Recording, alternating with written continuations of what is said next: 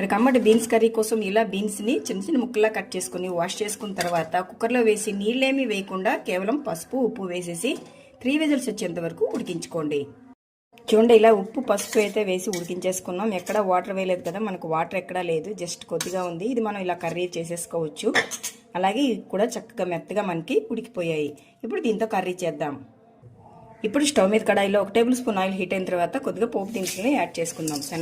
శనగపప్పు, మినపప్పు, జీలకర్ర, ఆవాలు, ఎండుమిర్చి ఇలా ఫ్రై అయిన తర్వాత దీంట్లో ఫ్లేవర్ కోసం మంచి ఇంగువ,